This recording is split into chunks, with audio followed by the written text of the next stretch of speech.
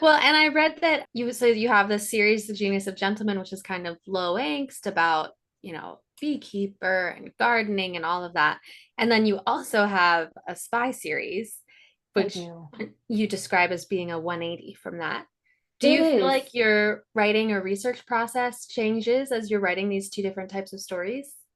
It really does. The Spy series. So the thing that I adore about my Spy series, which is called London's Greatest Spies, and the first book, Seducing a Spy, is out, is that the women are the spies in the series, which at the time was not very common for women to be involved in the Foreign Office.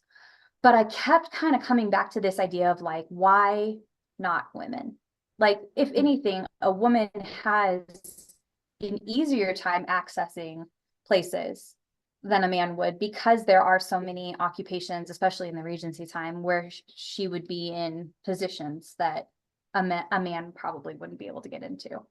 And so there was a lot of research, not just on the Napoleonic Wars, which was intense and a lot of information, but Mhm. also on women spies during the Regency time period, which there were, which is my favorite thing. A lot of the feedback I got when I originally was submitting this book for contests and things like that in the very beginning of my career was this isn't accurate. This isn't historically. And I was like, I kind of want to pull a Miss Bev and just have like a glossary in the back with like notes from the author of like Mhm. all of my reference information of like, the people that I used as examples for this and how women would adjust their dresses to actually fight like with sword combat. And Mm.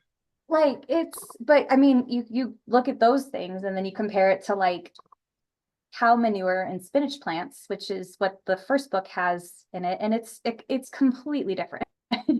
Yeah, no, absolutely. I mean, I think readers tend to have an understanding that is informed by what they've seen in other books. So when we're Hmm. introducing things that haven't been in the genre before, then they're quick to think, oh, this is unbelievable. But that's just because they haven't been researching the era the same way that we have. Exactly. Well, and it's similar to Fee being neurodivergent. These aren't new ideas that we've come up with, within the last 100 years. These are things Mhm. that have consistently been around, that there have been women who have been behind and, charging these things and dealing with these things. And I think it it's nice to see them in the Regency area. Mhm. Yes, absolutely.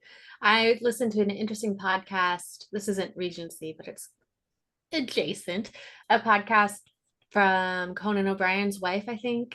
Mhm. And it was about Peggy Arnold, Benedict Arnold's wife. And it was about her life, and it was kind of making the argument that she played a really big role in facilitating him being a spy for the British in the Revolutionary War. So, yeah, that's just one example off the top of my head of how, even when they're not officially the spy, like, hello, we've been here, we've been married to these men, we've been Yeah, facilitating their lives. So, yeah, we're part of the story. exactly, exactly. And I honestly, most of the times, and fairly equal part of the story, Hmm. shoot, just even like watching the Hamilton musical, Hamilton wouldn't have been able to do a lot of the stuff he did if Eliza wasn't at home making sure Yeah. that, everything else was good. It really is. It's a balance, and it's understanding that women have the same position and the same authority and the same space to take up as men.